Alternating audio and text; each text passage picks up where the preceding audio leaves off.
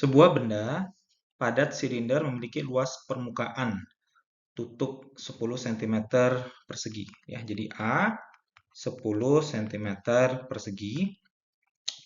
Atau kalau kita ubah menjadi meter, berarti 10 dibagi 10.000 meter persegi. Itu berarti 0,001 meter persegi. Lalu tingginya adalah 10 cm ya, tinggi silindernya H di sini 10 cm berarti 0,1 meter. Kemudian rapat silindernya adalah 8.000 kg per meter kubik.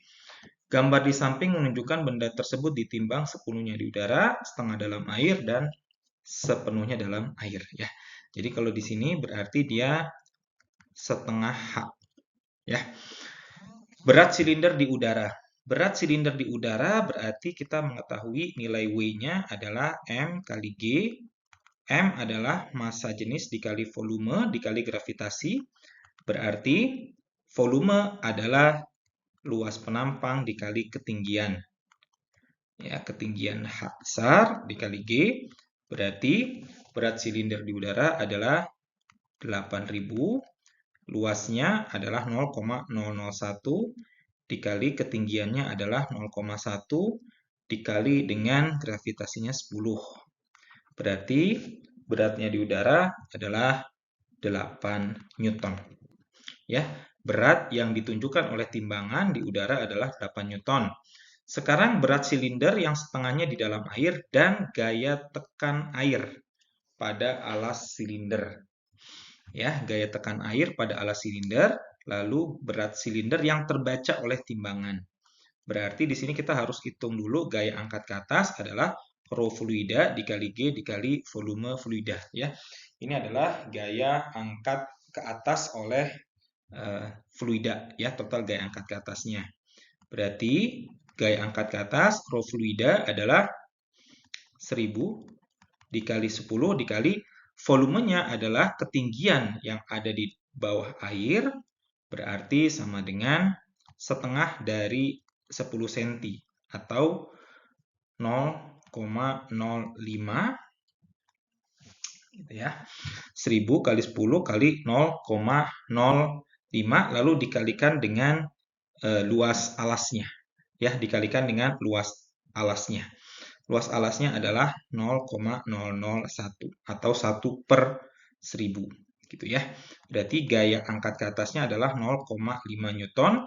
Berarti berat semu ya atau berat yang terbaca oleh si timbangannya itu adalah 8 dikurangi 0,5 atau W semu atau apparent weight gitu ya.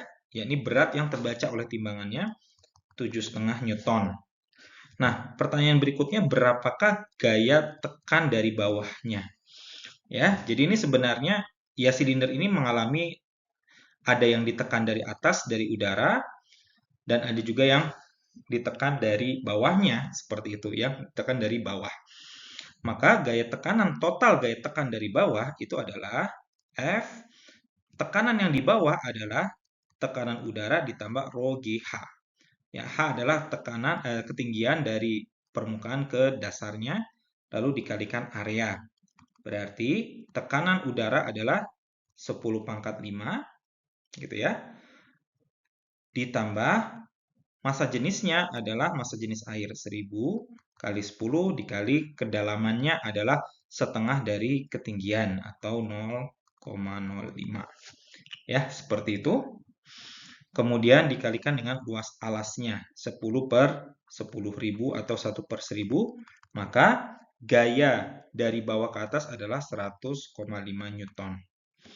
Ya, ini gaya dari bawah, tapi ingat dia juga ada gaya dari atas.